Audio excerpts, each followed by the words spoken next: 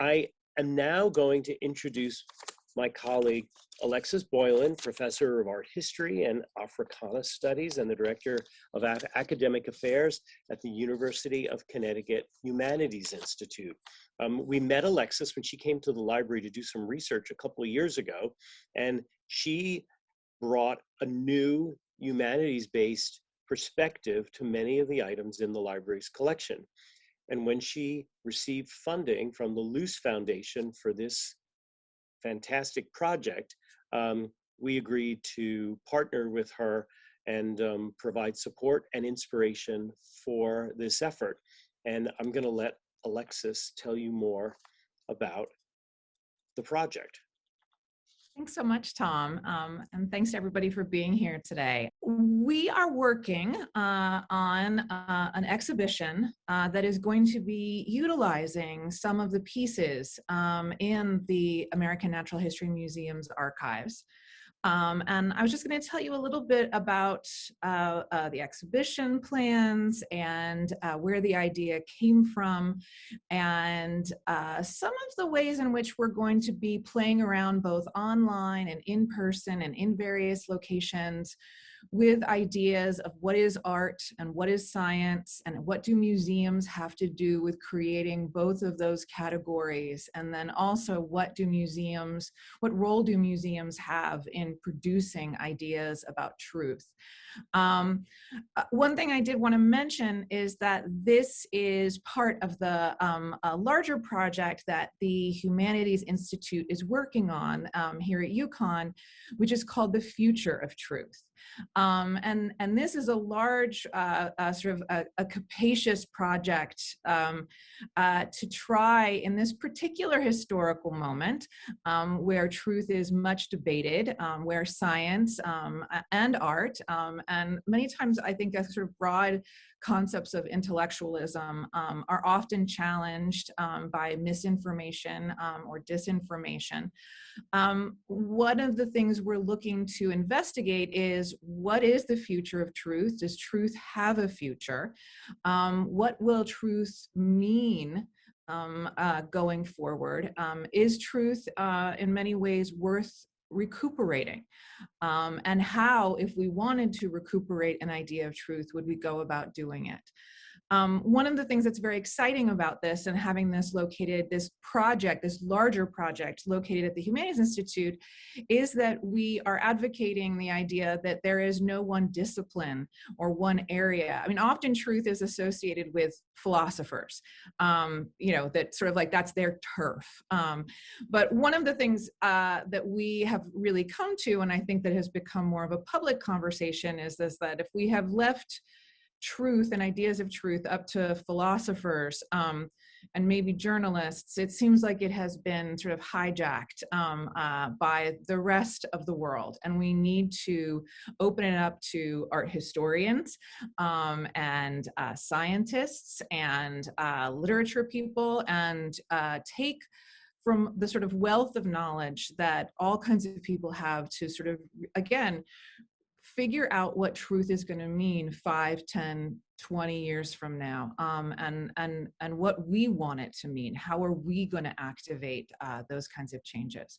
So as an art historian, one of the ways that I wanted to do that was to sort of think about how truth has been communicated to us through museum spaces, and then also how truth has been communicated to us through art, and how oftentimes art has been used to verify what scientists have been telling us. And often art has been in competition with science and scientists, that their ideas of what creativity and knowledge look like are often sort of sources of both collusion and competition with scientists. And so that's how we thought that we wanted to do a new kind of exhibition.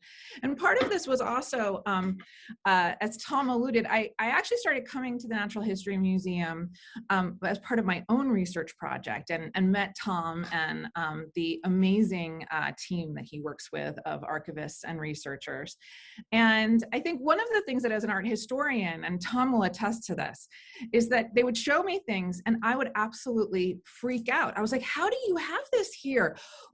This is a work of art. How is this, what? And they would be like, no, this isn't a work of art. This is showing X, Y, and Z. This is a botanical study. This is an image about how the stars are. Or this is a scientific exploration.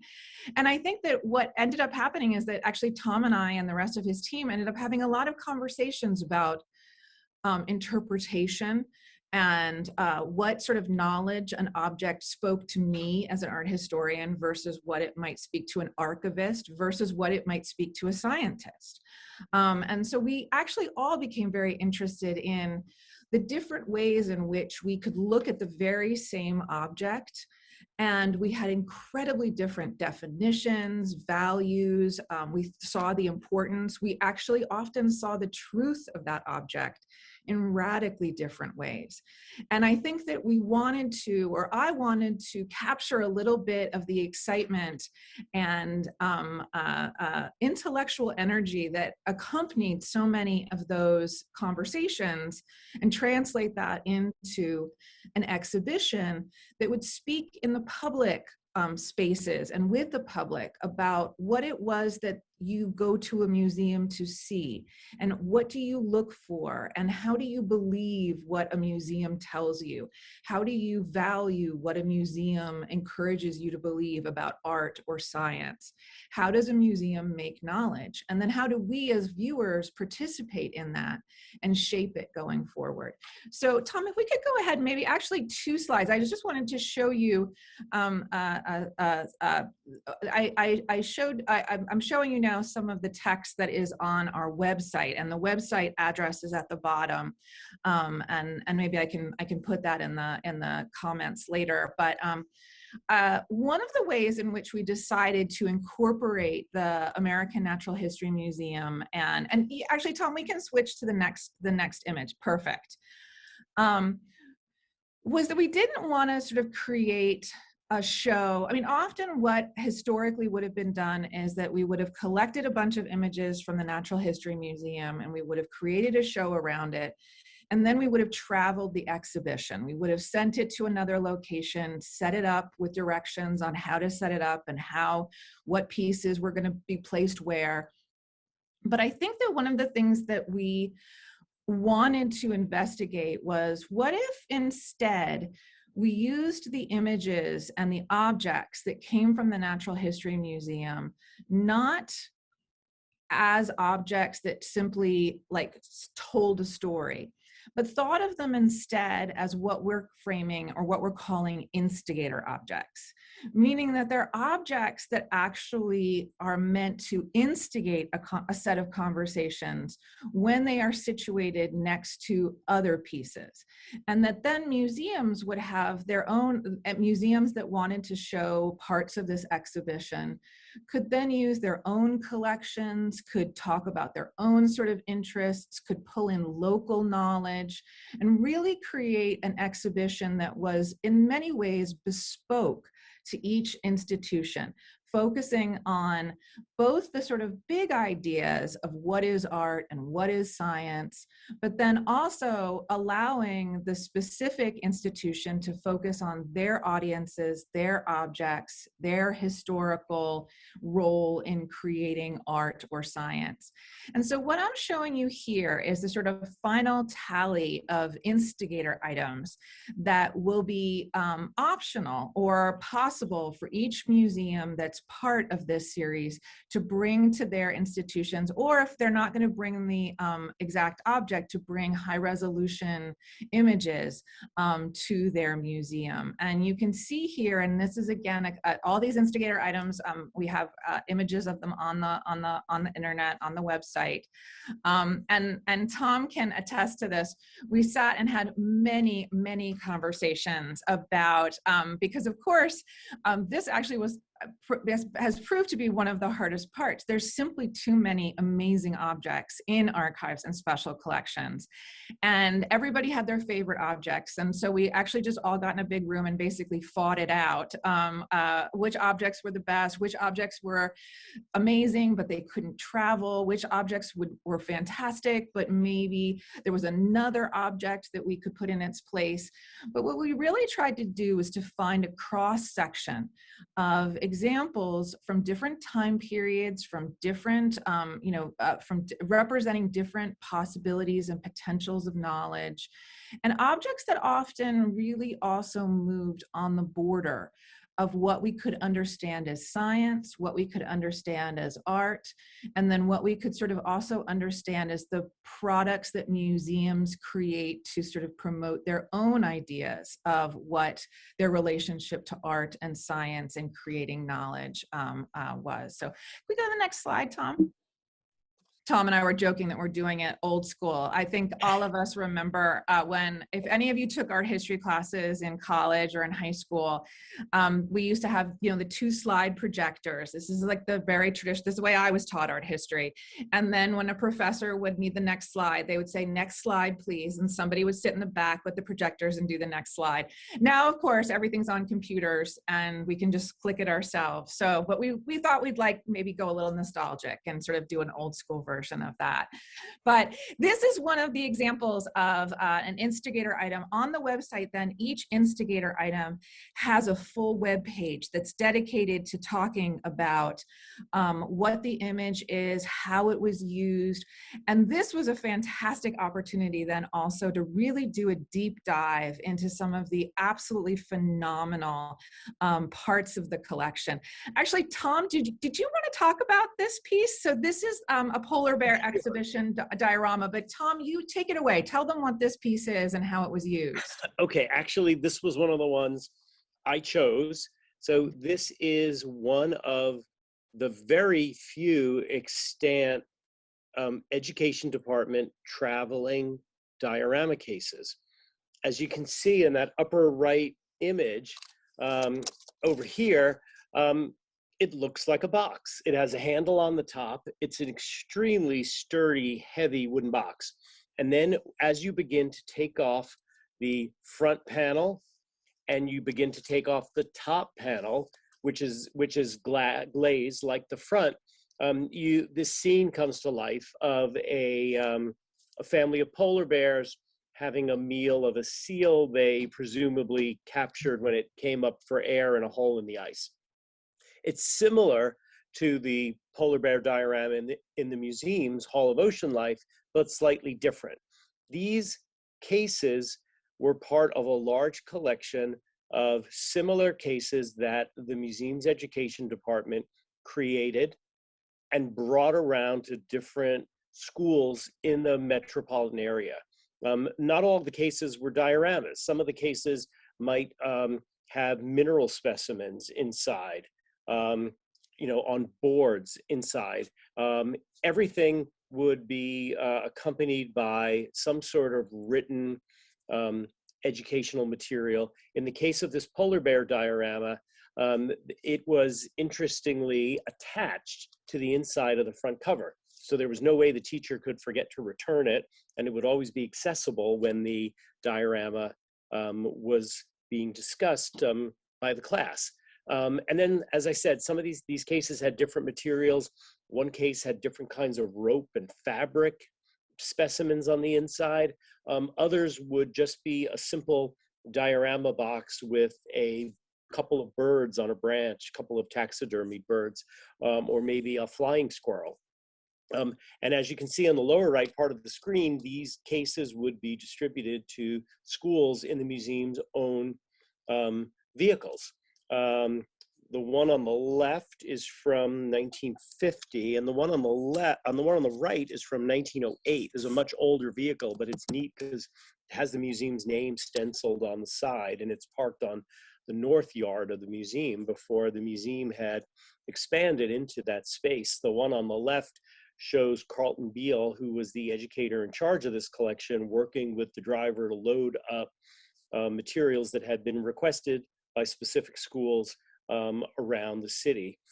They are under the porte cochere entrance of the museum on the south or 77th Street side. So, we view this as part of the museum's memorabilia collection. But as Alexis has pointed out, and as this project expands on that idea, it's more than that. This is the way public school and private school-age students in New York in the middle of the 20th century, who were unlikely to make it to the Arctic to see polar bears, and maybe were unlikely to make it to the museum, could learn about this topic right in the comfort of their own classrooms. But it's so it has an impact on how those students understood the truth of polar bears, if I may say, and we also learned something about the museum's effort during that time in terms of education, and also a little bit about the craft of creating one of these sturdy boxes. Now, I should put in a plug to all the museum volunteers in attendance. If you see one of these boxes tucked in a closet somewhere or under somebody's desk, somewhere around the museum, call the library. This is the only full, complete diorama case we have, and we'd love to have more. So I'm going to go back to you, Alexis. Yeah, and I guess I'll just make a plug. If you remember any of these boxes or these programs coming to your school, I think that's one of the things I think that we're really sort of interested in, is also figuring out a little bit more about how these were sort of activated in those classroom spaces by teachers. I mean, I think, I think one of the things that's so great is, I mean, when Tom first told me that this was called memorabilia, I was like, what are you talking about? Like, this is really important. Like this is art. This is a way in which the museum, and again, I think it's really important to remember that the Natural History Museum really expanded and absolutely revolutionized the ways in which dioramas were going to be used to educate the public, to interface with the public. What I love about this is actually, this little box has a very big job to do, because not only is it trying to educate about polar bears, in a way it is trying to educate people, children, about what they're going to see in a museum. They're looking at a miniaturized version of something that they'll then see in a much larger view when they get to the Natural History Museum. So I think that it is this sort of like that they're both educating on natural history, but they're also educating on what will be the culture of sight. How do you go, what should you expect when you want to understand science? How should you understand when you walk into a museum what it is you're going to see? And so I do think that, along with sort of educating about science, these little boxes are also doing an enormous amount of cultural work.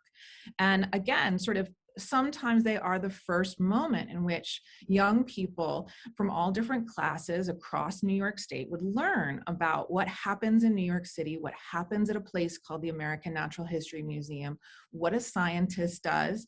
And so again, I think that there's all of this very important cultural and epistemological sort of work that's going on in these little boxes that seem just very sort of like small and quaint and just for children. I would argue that they actually have a lot of really complicated social work that's going on. And it's interesting because some of the panels, I think they're very much of their time period. There's one panel, for example, that is it is about the making of cotton. And again, it's very interesting. It has all this scientific information, but one of the images that is shown on that is of what is essentially a plantation that's being worked by African Americans. And I think, again, these are doing these much larger educational and cultural work of informing people and informing children of who they are and what is science and who does what and where knowledge and bodies fall in the sort of larger scheme of how our culture operates. So again, I think it's this sort of really interesting cross-section of art, science, and knowledge that we're looking to get at in this exhibition. So can we have the next slide, Tom? So one of the other things that we're hoping to do is to sort of create online a little bit, as I had mentioned, that each exhibition is going to be a sort of bespoke exhibition. The one at the Benton Museum here at the University of Connecticut will be different from the other exhibition location that we have so far is at the Mark Twain Center for Transnational Studies in Heidelberg, Germany, and maybe a version of it here at the AMNH. That each version will be different, will be catered to that museum and their interests. But what we wanted to do online was to create a sort of similar dynamic. And so if you look up, if you press the button and you go to the polar bear study, what you see at the bottom are all kinds of options to go to other objects, to sort of keep investigating based on the kinds of questions you want to ask or the kinds of images you want to look at. And I think what we wanted to do here is, again, give people all kinds of options so that they don't have to follow a particular exhibition pathway. They can create their own exhibition. They can look for their own interests and knowledges that they want to communicate. Can we get the next slide, Tom? And I'm just showing you here, I think one of the sort of ways in which we're hoping that this kind of exhibition opens up new opportunities. And this is really the kind of comparison that we're going to have, where we have a James Simile image of a lady visiting, a lady of Cairo visiting. This is from the William Benton collection. It's an image that they have. And then crampons that were worn by Lincoln Ellsworth during one of his 4 expeditions. Seemingly, if you look at these objects at first, they have nothing in common. They, one of them is actually just, it's not even really a scientific artifact. It's just what you wore on your feet when you had to move around on your expedition if you happen to be going to the Antarctic. And versus a piece that is a very sort of serious, organized study of a lady and a contemporary image of Cairo. What I would argue, though, is that both of these images and objects speak to the way in which bodies move around, the way in which exploration happens, how it is that we learn about other places. Do we see those other places with clarity? Are sometimes our views distorted? Crampons are about moving the body to places that they couldn't go if you didn't have this piece of sort of this tool with you. And indeed, most people looking at a lady of Cairo visiting from 1881 would not actually have the ability to see Cairo firsthand. So both of these objects are, in a way, transporting people to places that they may not have been able to go to without said object. And it also just helps us sort of understand all of the sort of minutia of, for example, going on an expedition. What do you need? What are those sort of basic things? What, in fact, was probably Lincoln Ellsworth looking at and touching and taking on and off all day long? Well, his crampons. So in many ways, these are also sort of like objects of intimacy and objects that we have to keep in mind when we think about how science gets made and creative. Finally, just our sort of goals. And as again, I said, my sort of number one secret goal of all of this is to actually advertise the incredibly talented people and the amazing collection that you all have at the AMNH. I think I can say this because I'm not part of the inside team. I think it is one of the most underrated departments and collections in all of New York City. Truly some amazing objects and incredible, vibrant, tenacious people who do incredible research and protect these images. I think the other thing that we wanted to do with this exhibition was to help figure out ways in which we could become more active viewers when we go to exhibitions. So exhibitions that maybe offer us a lot of questions, that push us to think about objects in different ways. I think the other thing I wanted to do was to have a little bit to create, as I mentioned, that conversation that Tom and I and all of Tom's colleagues had about what is art and what is science. and what should be remembered and what is okay if it's forgotten, what's worth saving and taking care of. I think all of these questions about definitions and values and worth are really interesting and important. And I think particularly now, when we're also, I think, confronted with the way in which museums have perhaps given us one point of view, but now we want 4 or 5 or 6 points of view, and how moving forward museums are going to accommodate the need to speak to more people more of the time. And then finally, to ask us these sort of larger, very collegey questions. I like to think about it as like the kind of things that you would think about at 2 o'clock in the morning when talking to your roommate. How do you ever really know what you know?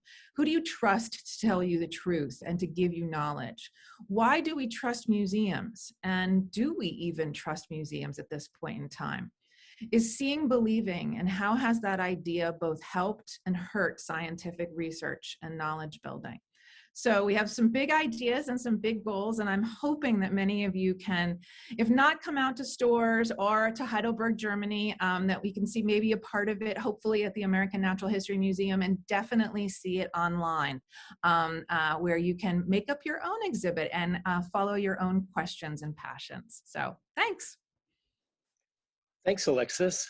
That was great. So I'm just reminding you who we are. That was just speaking to you, and say thanks for coming today to hear about this project the archives at the library here at AMNH is involved with.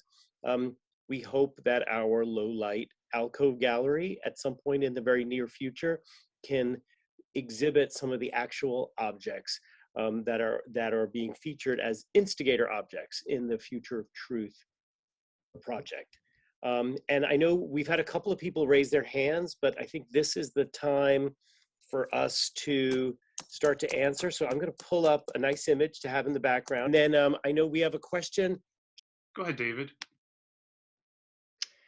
So Tom and Professor Boylan, thank you for this very thought-provoking discussion.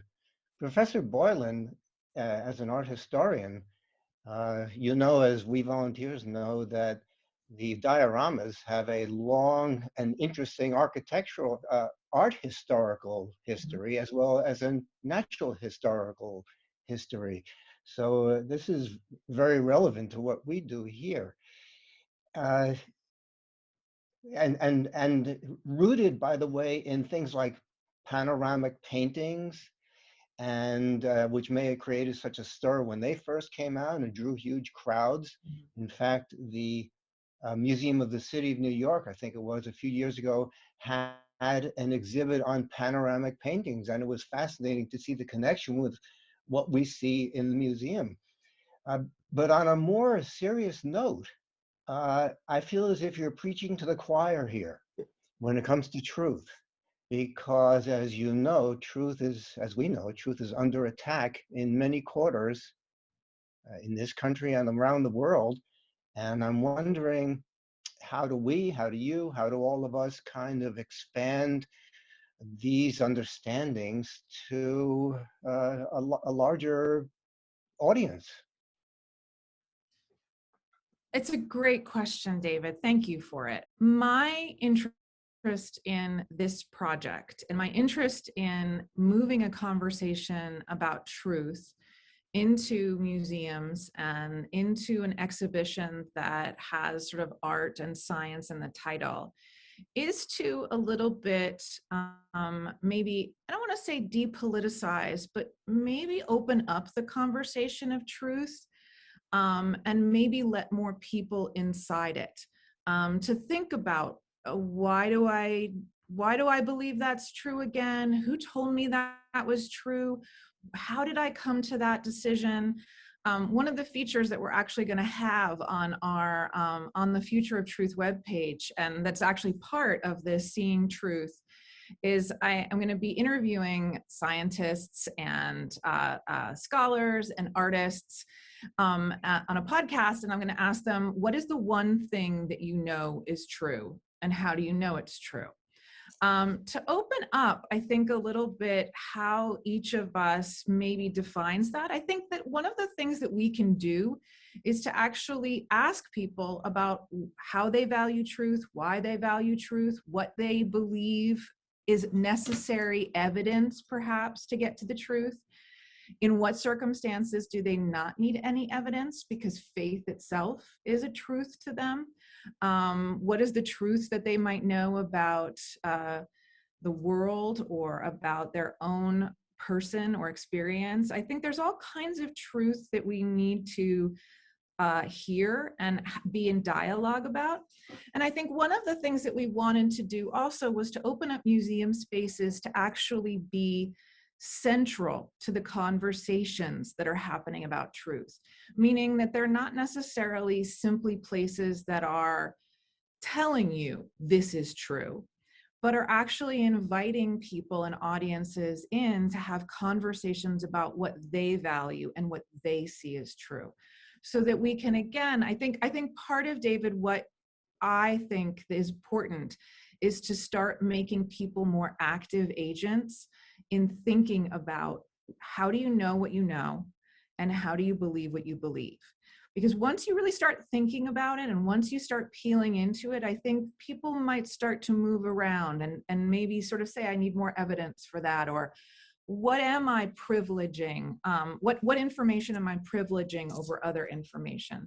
I think that also creating spaces that are more open to dialogue and really sort of investing in museums as places of questions just as much as places of answers. And that, again, in deciding to sort of go through to meet the public in museums is also perhaps, it's already limiting our audiences, but this seems to me to be a way to sort of open up the objects, open up people, and allow for a different kind of experience in a museum. We'll see how it works. I'll keep you posted. Come and see how it works. Such a critical issue. Thank you so much. Thanks, David. Thanks, David, for your question. Are we okay to go for two final questions? Oh, absolutely. Excellent, excellent. So next up, penultimate question will be Eleanor. Go ahead, Eleanor. Thank you very much. It was very, very, very interesting. It looks wonderful.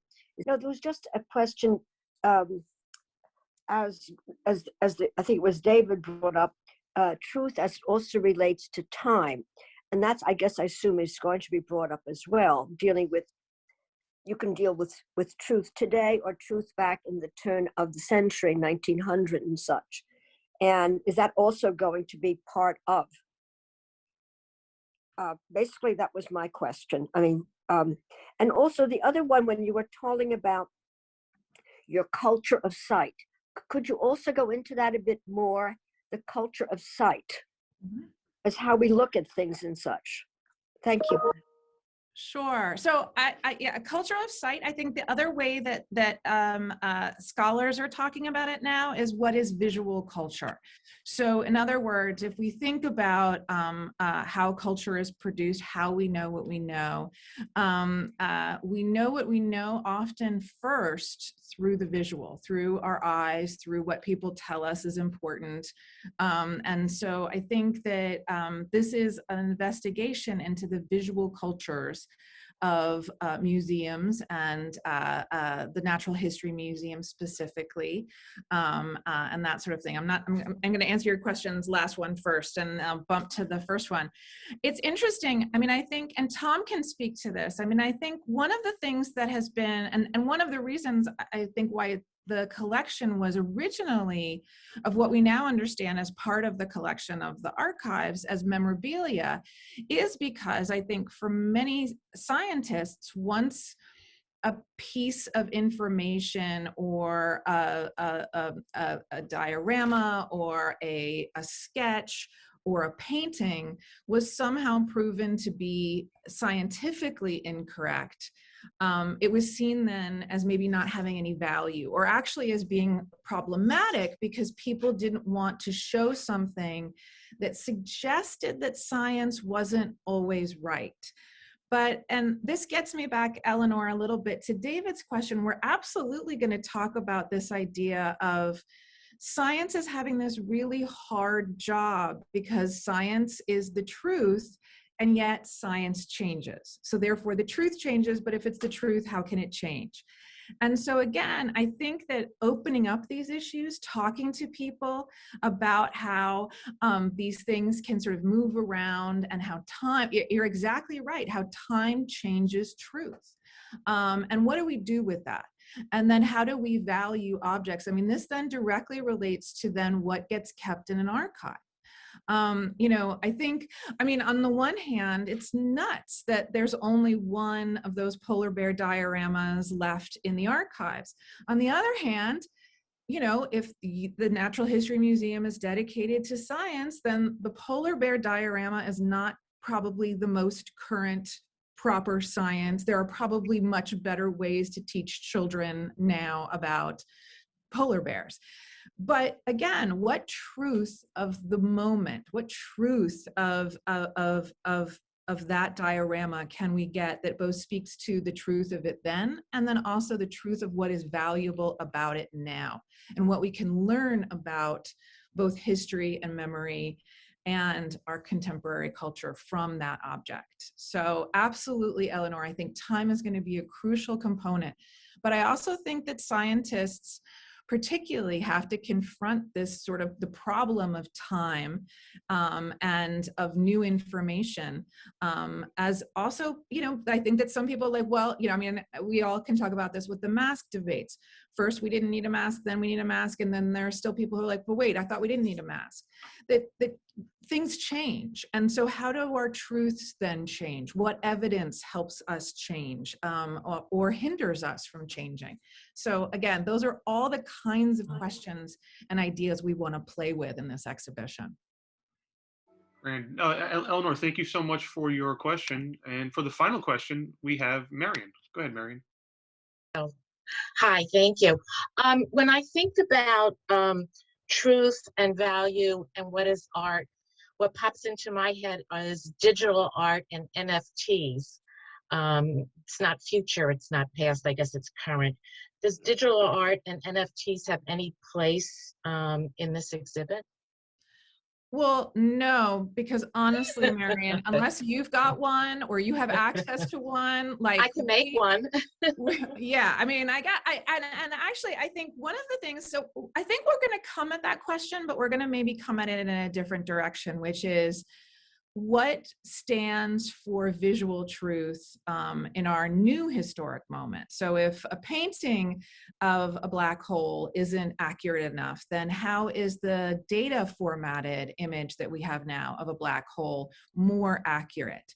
And again, I think some of this is a little bit unpacking what happens in the creation of digital images and educating people about exactly sort of like how computer programs are made and manipulated to keep certain pieces of data, throw out certain pieces of data. Data visualization, I think, is fascinating. And we will, in fact, have a whole section about, how even data visualization, so things like how do you graphically show evolution and how that's changed. And again, so even the very way in which we pull together information or gather together ideas has shifted, but also has shifted visually. And so we're going to absolutely sort of deal with that. As I said, though, we have to stay away from objects that are millions and millions of dollars. That's not in our budget right now. If y'all know of anybody who would like to donate one, though, we would happily show it. Okay. Because I think that you're right. That actually gets at this sort of idea of what is the truth of art? When someone says that something has value, what does that even mean? Exactly.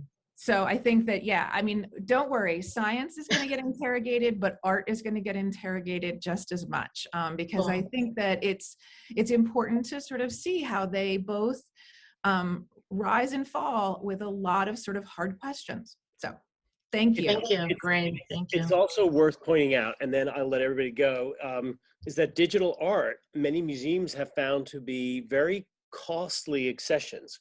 Mm-hmm. And I say that because If you have a painting or a sculpture, you keep them dry, you keep track of them, you keep them from catching fire or getting stolen, and you're pretty good. The same goes for like rare books. You're pretty good for at least 500 years, probably maybe more, maybe a lot more, especially in the case of a bronze sculpture. Digital art, while perhaps inexpensive to acquire, might not want to run forever. So that program that runs your digital art piece might be dependent on certain programs that are no longer supported by their creators.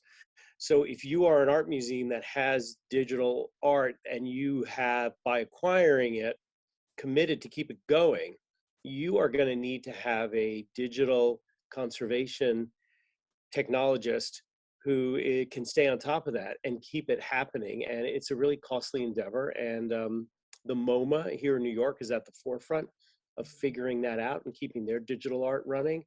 But you know, we face the same issue with how we digitize assets from the museum. We want to make them accessible, and digitization is the way to go. But how do we look forward and figure out how to keep them accessible?